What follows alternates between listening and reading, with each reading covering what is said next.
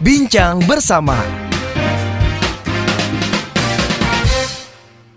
Podcast Bincang Bersama kali ini bersama saya Daryl Adam, dan kita akan bicara tentang kehidupan seorang wanita yang katanya sih suka makanan daerah Medan ya, tapi beliau barusan ngemil itu makanan daerah Ambon, walaupun bukan Ambon, namanya Bika Ambon. Senang banget, ngunyahnya juga kayaknya lahap banget. Langsung aja, nggak mau lama-lama, ada founder PR Consulting Kak Lolo Sianipar. Halo Kak. Hai. Kenapa suka Bika Ambon? Karena memang besar di Medan, terus di Medan itu kan memang asalnya Bika Ambon. Iya sih. Di jalan Ambon, makanya bingung kan. Oh, jadi sejarahnya itu. Sejarahnya itu Bika Ambon itu sebenarnya makanan khas Medan. Bukan Bukan khas Ambon. Maluku atau Ambon ya. Bukan. Oke, thank you Kak waktunya. Sama-sama. Sehat alhamdulillah. Lahir kecil dan besar di Medan. Di Bali G Di Bali G. tempatnya, baru pindah ke Medan. Oh, dari Bali G pindah ke Medan. Oke, gimana sih waktu masa kecil di Bali G? Jadi aku lahirnya itu kan di kota Bali G itu. Kota Bali G itu dulu masih kecil banget, nggak kayak sekarang kan kayak kabupaten gitu. Udah gede. Jadi kalau nanti ngunjungin Bali G itu, Bali G udah kayak Bogor. Padahal dulu waktu aku tinggalin aku lahir 79, berarti aku kurang lebih di situ sekitar tahun 80-an, 82, 83 gitu ya. Itu masih kota kecil sekali di pinggir Danau Toba. Oke. Ya, and then aku lahir di situ. Dan kemudian ayah dan keluarganya punya tanah di situ, dan kemudian ya udah sampai SD ada di Bali G. Oh, asli sana orang tua ya? Asli. Sebenarnya mami asli Bandung, walaupun Batak, tapi papa asli Bali G, tapi memang 13 tahun di Jerman. Oh, baik. Ada darah impornya juga. Iya, impor dari mana ya? Dari mana ya? Dua-duanya Batak soalnya. Oke. Kehidupan kecilnya tuh gimana? Maksudnya apakah menyenangkan sehingga patut untuk dibahas dalam kehidupan sehari-hari dan diaktualisasikan, atau bagaimana? Dari sosok seorang Kak Lolo sendiri. Aduh, thank you banget. I love that questions karena aku tuh bangga banget sama masa kecil aku. Aku tuh orang outdoor-ish banget karena sesuatu yang aku alami di masa kecil. Jadi waktu di kecil itu kita sempat 6 bulan tinggal di tengah hutan gitu ya. Waktu aku umur preschool. Jadi terus di Bali G sendiri kita tinggalnya itu kita selalu outdoor. Weekend selalu berenang di Danau Toba. Pertama kali belajar berenang ada di Danau Toba gitu kan. Dan kemudian kita juga main di sawah, makan siang di sawah. So terus kita masih main di paret, karena paret kan waktu itu masih bersih banget ya, ada ikan-ikan kecil itu kan gitu. Jadi semua yang aku cintai sekarang itu sangat outdoor sih sebenarnya gitu. Jadi itu maybe shape a bit of my character. Kalau aku tuh sangat appreciate lingkungan, nature, dan kemudian juga konektivitas aku dengan nature juga dan sekeliling aku. Menurut aku sih seperti itu. Oke, pernah mimpi nggak sih seorang Lolo Sianipar yang sekarang itu sudah terbentuk dari mulai kecil? Didikan orang tua seperti apa? Sehingga kayaknya kok kalau dari pemaparan, cara berkomunikasi dan gayanya itu kok udah plek banget gitu loh. Iya, kebetulan mama sama papa aku tuh ngajarin aku untuk jadi orang yang cukup stern ya, punya pendirian gitu. Dan satu hal yang aku ingat dari papa itu sebenarnya bahwa apapun yang kita putuskan dalam hidup ini kita harus take the consequences. Actually it's not the decision. Sepakat. Yes, it's the consequences yang kita harus selalu pegang teguh. Makanya sebelum kita make a decision kita harus udah pikirin pro cons-nya, bener nggak sih? Nah itu dari kecil sudah terjadi sih. Dan kemudian ada didikan yang lain yang sebenarnya aku nggak tahu ini bagus apa sekarang ya. Gimana? Bahwa kita harus selalu juara dan harus selalu tampil di depan. Jadi kalau kita nggak juara kelas, kita tuh nggak boleh begitu selesai pulang dari sekolah bawa raport kurang bagus, terus pasti suruh sama bokap sama nyokap untuk mulai belajar lagi, padahal itu tengah liburan gitu kan. Dan kedua kita disuruh untuk bisa punya skill kayak untuk tampil depan umum kayak nyanyi gitu, dan kemudian puisi lah ya. Kalau dulu ya sebelum aku mualaf kan aku Kristen, jadi kita harus nyanyi di malam Natal yang kayak gitu-gitu, harus tampil. Nah walaupun itu agak tersiksa waktunya, tapi it's actually create sense in me bahwa untuk comfortable untuk ada dan berbicara di publik gitu sih di ya. depan umumnya. Tapi siapa orang tua yang paling keras dalam tanda petik ya, positif ya, untuk memberikan satu semangat terhadap seorang Lolo Sianipar yang sekarang? Apakah mama atau papa? Udah pasti mama sih. Oh, udah pasti mama. Jadi hal terlucu yang pernah mama bilang dan aku selalu bilang sama semua orang. Jadi suatu hari ya, mungkin aku SD apa SMP gitu, dia pegang tangan aku gitu kan. Terus mama bilang gini, "Lo," katanya, "iya ma," gitu. "Kamu itu itu sebenarnya pintar, mama tahu gitu ya. Iya ma gitu Afirmasi kan, itu ya. juara kelas. Tapi gini loh, kamu itu kurang cantik. Jadi di hidup ini pintar aja nggak cukup, harus cantik. Dan karena kamu kurang cantik, kamu dandan ya. Jadi setiap kemanapun, iya, jadi setiap masuk kemanapun, I try to be the best version of me. Itu bukan cuman inner, karena mama udah bilang oke, innernya udah bagus, tapi outernya masih harus diperbaikin karena kurang cantik. Iya.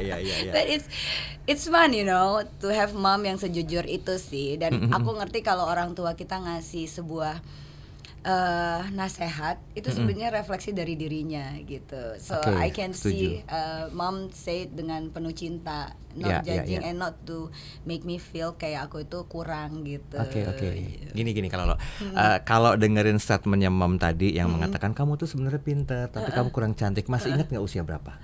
Masih, itu mungkin sekitar umur 12 sampai 13 karena kita harus tampil depan umum untuk nyanyi kan. Jadi kalau nggak dandan, rambutnya nggak rapi, sepatunya nggak proper gitu kan. Jadi selalu ingatin aku kayak begitu. Oke, gitu. Kenapa saya tanyakan ini? Karena biasanya kan orang atau anak-anak remaja di usia-usia segitu kan sensitivitasnya tinggi ya kalau lo ya. Betul. Sehingga bagi orang yang tidak mendapatkan satu pengajaran parenting yang bagus, mereka kan ngedrop. Iya. Loh mami gue bilang gue nggak cantik loh, sadis. padahal gue harus jahat amat sih mami. Kalau lo ngalamin itu nggak waktu itu? Enggak. Nah gimana bisa kok nggak ngalamin itu? Karena kemudian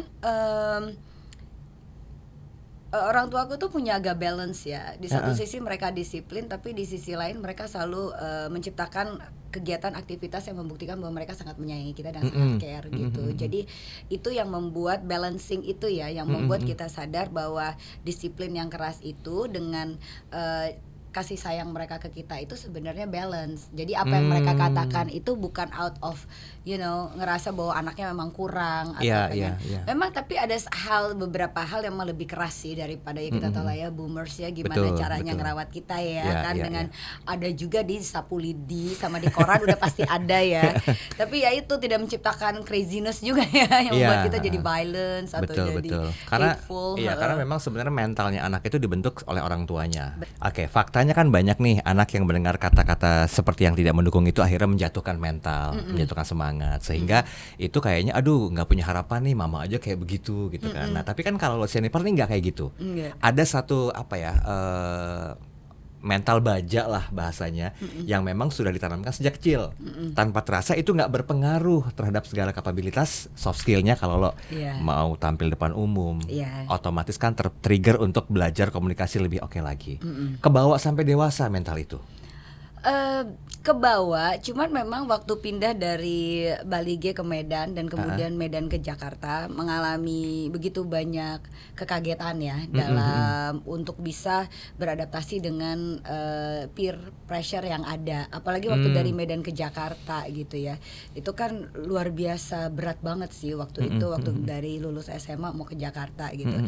Memang build some resilience untuk kita bisa bertahan ya di tengah wow, ternyata aku itu beda banget gitu, logatnya aneh. Terus juga waktu di bimbel dibully yang kayak gitu-gitu kan. Karena kan dari Medan ke Jakarta kan masih pakai aku kau ya kan ya.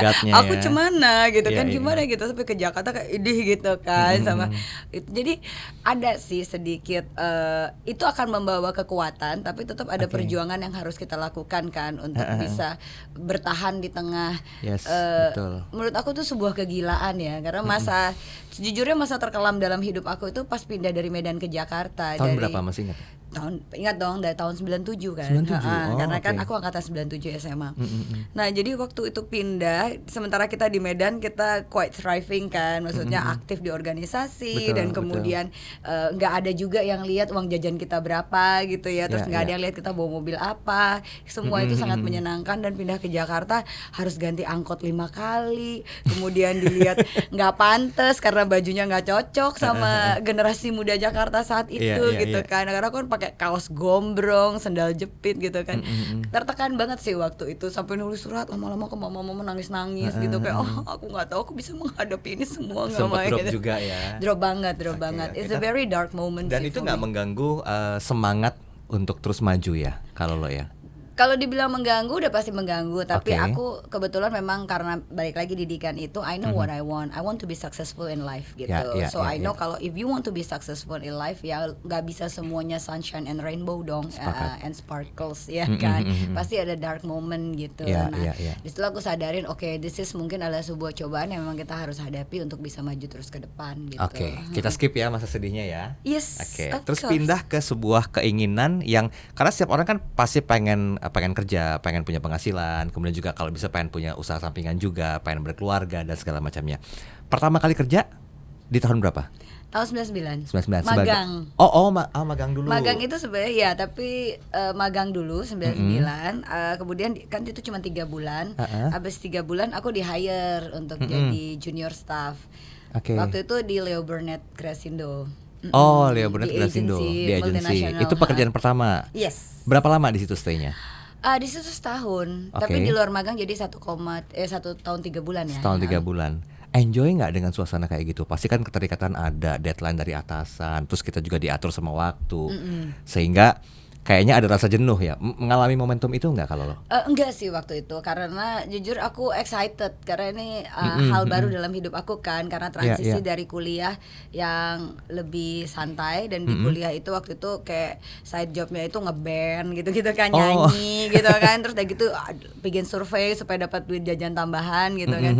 Nah pas pindah ke sini itu ke agency dan alhamdulillahnya waktu itu agensinya multinational, so mereka punya variasi klien yang luar biasa dan kemudian orang-orang yang juga sebenarnya waktu itu memang sangat mumpuni dalam pekerjaannya, bisa memberikan kita kekayaan informasi, jadi by observing the way they do their work gitu ya, kita menurut aku dapat banyak tambah lagi ilmu sebenarnya aku nggak dapatkan di kuliah gitu. Jadi basically apa yang aku dapat di kuliah itu escalated by maybe 3 to 4 times dari keahlian yang aku miliki gitu. Jadi I'm so excited. Susah, berat karena dari Depok ke Gunung Sahari bolak-baliknya 5,5 jam ya.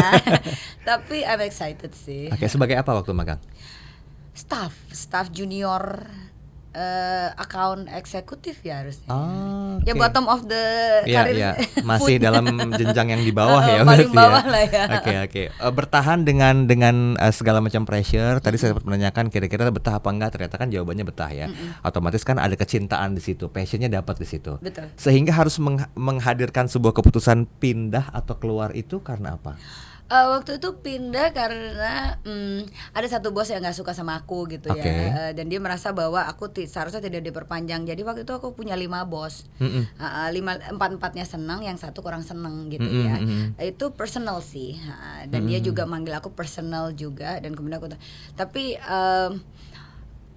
dari dulu tuh kita diajar balik lagi mengenai consequences tadi kan ketika kita join in an organization and then something nggak sesuai dengan apa yang kita inginkan gitu kan, itu kan masalah keputusan kita, apakah kita ingin lanjut atau enggak, atau kita mau sedih atau enggak, ngerti kan. Dan kemudian ya udah aku cari kerjaan di tempat lain gitu. Sempat kerja di tempat lain juga? Oh banyak, aku dari sebelum. Jadi total berapa perusahaan yang sudah peluk sama seorang Lolo Sianipar? Ada 8. Finalisasinya di 8 itu baru bikin usaha baru. Iya, 8 dengan 16 bos ya. Wow. Jadi ketika sekarang di perusahaan ada yang komplain kamu tuh belum pernah 16 bos, dimana 80%-nya bilang aku tuh nggak mampu, kurang bagus kerjaannya, padahal I meet all the KPIs gitu. Peak momennya udah ada di tahun di perusahaan yang ke-8 itu. Iya, itu aku jadi S2 di Leo Burnett. Waktu itu aku di hire lagi as awalnya associate account director, terus jadi account director dong kan setelah lulus. Itu kurang lebih 2 tahun 7-8 bulan kayak gitu. Oke. Cukup bikin kesel juga ya. Kenapa? Dengan ulah dari 8 atasan yang pertama tadi, 5 atasan ya, yang ternyata personalitinya tuh agak nggak suka dengan seorang Kalolo satu doang, sehingga memutuskan untuk pindah sampai ke perusahaan-perusahaan lainnya. Yes, betul. Selesai ceritanya di situ. Memutuskan untuk usaha membentuk PR Consulting. Ini gimana ceritanya? PR-nya in bahasa ya, PIAR ya. Punya arti sendiri kah? Ada filosofinya sih sebenarnya Gimana? mendalam. Jadi dari dulu tuh kan karena aku udah lama di public relation ya, berarti 10 tahun lah ya bekerja di 8 perusahaan itu. Terus aku ngelihat ada satu yang kurang cocok personality PR yang digambarkan oleh secara general oleh publik mengenai profesi ini. Profesi PR itu dianggap kayak fake. You know, you nice because you want something out of it. Nice ke teman media karena pengen sesuatu dari media, pengen diliput karena dan kemudian bajunya terlalu formal, yang ngerti kan. Dan aku tuh kurang menyukai hal-hal yang berbau kepalsuan sebenarnya. Kalau aku mau menjalani kehidupan ini ya orang harus suka apa nggak suka itu the real me, right? Betul. I want to break the public perception tentang public relations. Jadi dulu kan kalau namanya PR itu keren-keren banget kan, powerful, leadership, tipping point apa gitu. Pokoknya sesuatu yang luar biasa lah ya. And padahal setelah aku mempelajari mengenai PR ini, apalagi dosen-dosen aku waktu itu yang keren-keren banget, PR itu adalah menyampaikan informasi as it is. We don't create sebuah informasi yang dibunga-bungain karena itu bukan tugas PR. Tugas PR itu adalah menyampaikan data dan juga fakta mengenai perusahaan ini kepada publik supaya publik bisa menilai apakah ini reputasinya baik atau benar nggak, baik itu brand, campaign, reputation corporation yang seperti itu. Nah, jadi kalau aku berpikir aku bikin sesuatu yang namanya leaderboard PR or great reputation PR, ini bego-begonya ya Mas ya, we can find another words that better than that gitu ya. Tapi aku pikir it's like over promising, you know, and it's not the soul of PR. So PR is PR, you know, that's why aku datang dan semua orang ngetawain sih. Basically lo kayak jualan air, nama brandnya air, AER gitu kan. Ini lo jualan PR, nama PR-nya PIAR gitu. Ya tapi that's what I want. That's one I want to see, client want to see lo jualan apa gitu kan. Jadi ya aku mau banget gitu untuk bikin sesuatu yang as real as possible. Baik. Berarti makanya dari dulu aku tuh nggak yang blazer-blazeran gitu, pakai kutungan. Berat nggak sih untuk meluruskan stigma yang sempat tadi dikatakan fake information yang diberikan, dibumbuin segala macamnya, sehingga PR consulting menghadirkan something yang real based on data gitu. Gimana menjalankan visi misi ini?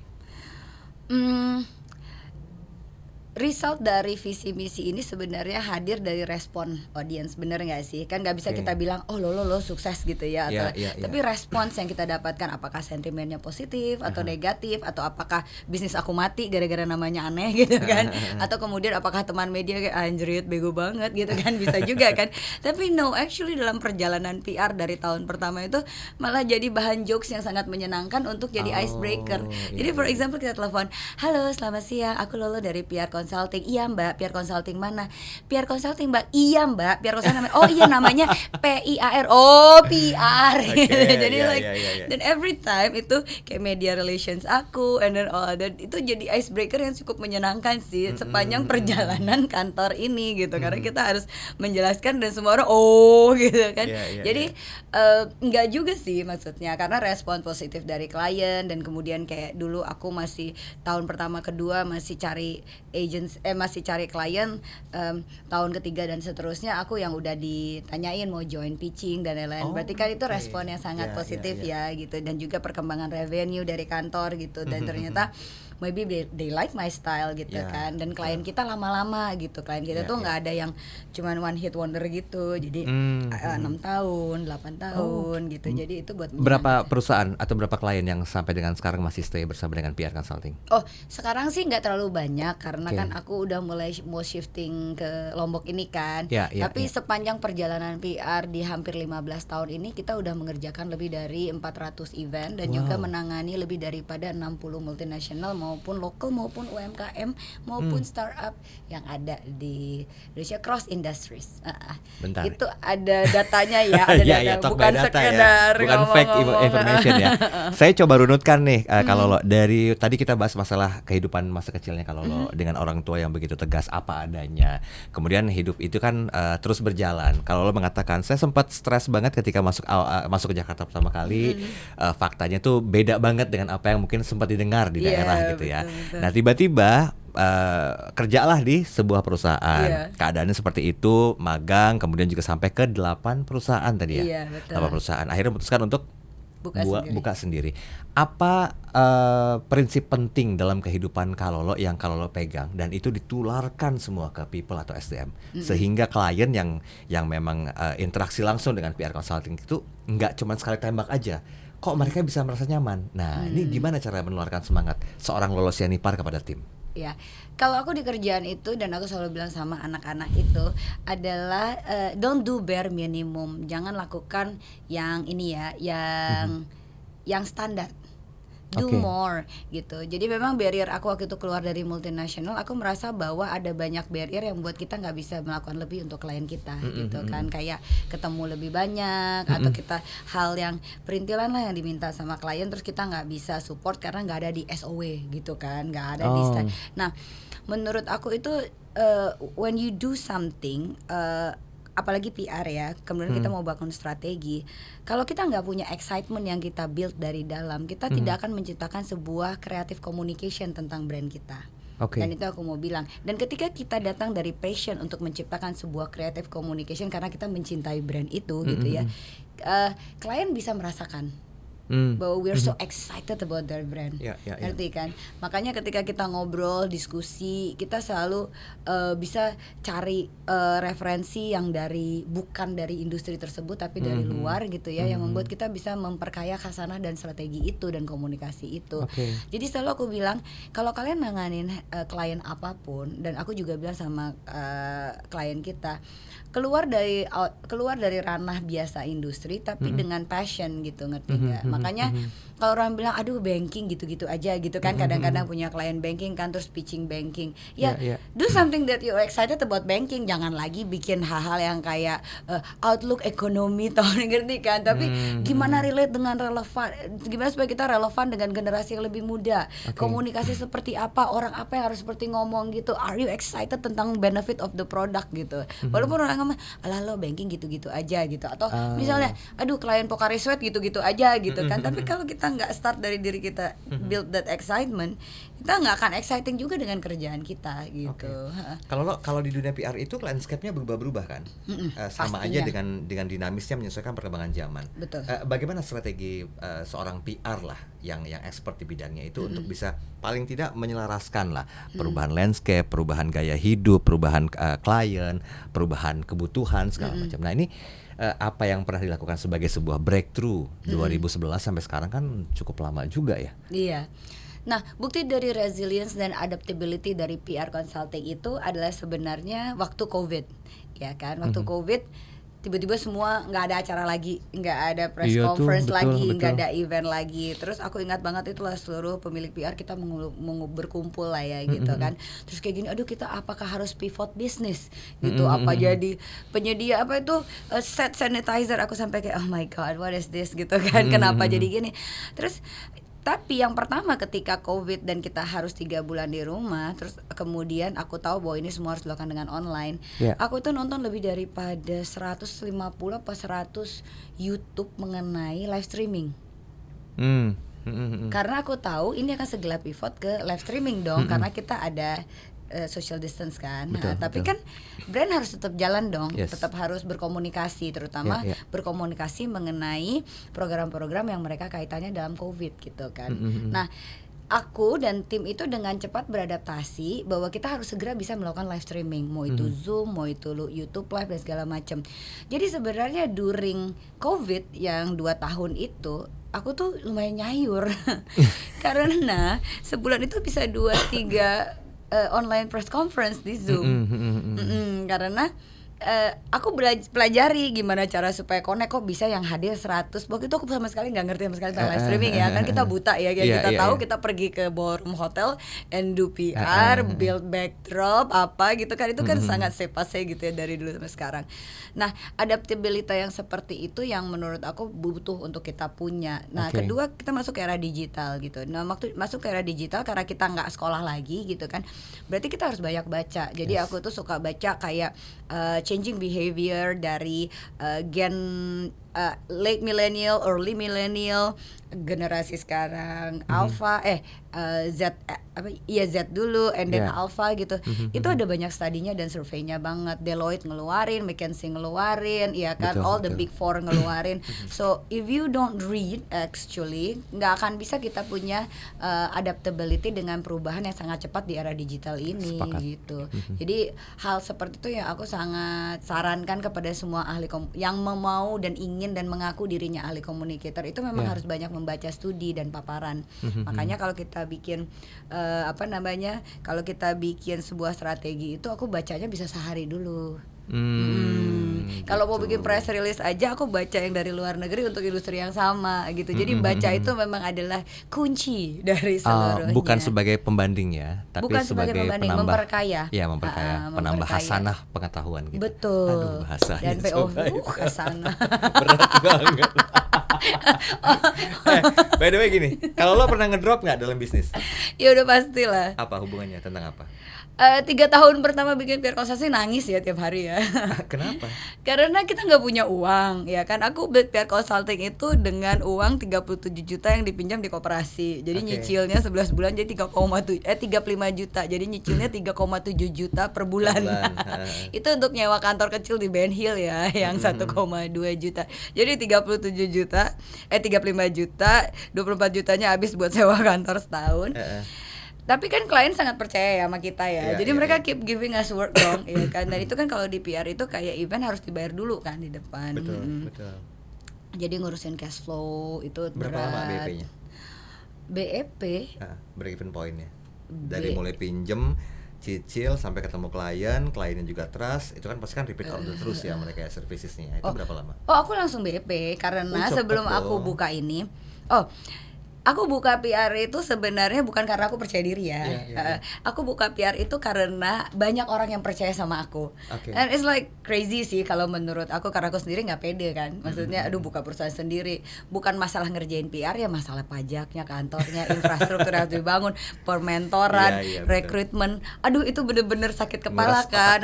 Dan buka PT sendiri kan bukan hal yang gampang ya. Karena kan ada harus kewajiban-kewajiban yang harus diberikan. Jadi aku tuh pernah ditawarin dulu, aku tolak. Dulu aku ditawarin 5 tahun sebelum buka PR ya, berarti 2000 sekian lah ya, I don't know. Nah udah gitu ditawarin duit 500 juta sama kantor di Kuningan, tapi aku nggak mau karena aku nggak yakin aku bisa balikin uang itu kan. Jadi aku ngerasa tertekan batin. Nah dilalanya waktu aku di terakhir yang di Leo Burnett itu, aku punya satu klien waktu itu, kliennya multinasional, dan aku dealing langsung dengan regional di Singapurnya waktu itu. Dan kemudian ketika mereka tahu aku resign karena aku pengen pekerjaan lebih baik, mereka bilang, lo kenapa nggak buka sendiri, nanti kita langsung masuk gitu. Jadi istilah aku dijorokin. Sejorok-joroknya. Oleh siapa? Oleh teman media. Jadi this pool of Pimret, redaksi pelaksana disurvei sama ini klien, menurut kalian siapa sih agensi yang terbaik buat ngehandle kita gitu. Terus mereka nyebutnya nama aku. Nah itu jadi habis-habisan dijorokin. Jadi makanya setelah dijorokin mulai pusing lah tentang uang ya. Dan 3 tahun itu ya cash flow kan, karena kita proyeknya nambah terus, ya perputaran uang lebih cepat kan. Nah itu memang sakit kepala banget sih. Tapi kok lolos Sianipar yang saat ini ada di depan saya ini nggak kelihatan banget susahnya, nggak kelihatan banget masalah-masalah yang dulu dilewati gitu loh. Apa sih hobinya untuk Richa sendiri? Bisa fresh kayak gini tuh gimana? Nah, kayak aku bilang tadi, aku kan hobi outdoor. Jadi aku lakukan apapun yang outdoor aku akan bisa lakukan. Jadi aku tuh sering banget dalam perjalanannya kayak diving, olahraga. Aku suka sekali olahraga. Dan sampai sekarang masih jadi rutinitas untuk mericas. Iya, dan kemudian dan networking ya. Betul, dan juga kayak balik lagi ke hobi tadi, karena aku memang suka outdoor, aku suka berkebun. Jadi ada taman di atas, aku suka banget tanaman. Aku suka hewan peliharaan gitu-gitu. Dan kemudian aku mau bangun kafe di Lombok supaya bisa bolak-balik gitu. Nggak perlu bayar tempat tinggal gitu maksudnya. Jadi udah ada. Buat murah sih sebenarnya. Kalau lo waktu kita nggak cukup banyak, tapi dari apa yang disampaikan kalau lo, saya yakin banyak sekali insight menarik ya yang mungkin bagi smart listeners yang menyaksikan ini bisa menduplikasi, walaupun kayaknya nggak mungkin 100% bisa diduplikasi. Nah, boleh nggak dikasih tips apa yang perlu dipersiapkan sama smart listeners karena masih berusaha untuk menjadi seorang PR? Kan lika-likunya tuh banyak, ketemu dengan agensi, ketemu dengan klien yang notabene itu beda-beda mereka prinsipalnya. Ada juga yang mungkin saling comparing kan, oh PR yang ini begini, kok ini begini. Nah, apa tips untuk memulai profesi seorang PR? Oke, untuk memulainya ada 2 skill yang harus kita bangun, hard skill dan soft skill. Itu udah pasti ya. Hard skill basicnya itu adalah kemampuan membaca dan menulis, ya kan, dan kemudian berkomunikasi gitu ya, artikulasi dan yang lain-lain gitu. Tapi soft skill yang paling basic itu banyak baca sehingga bisa menulis.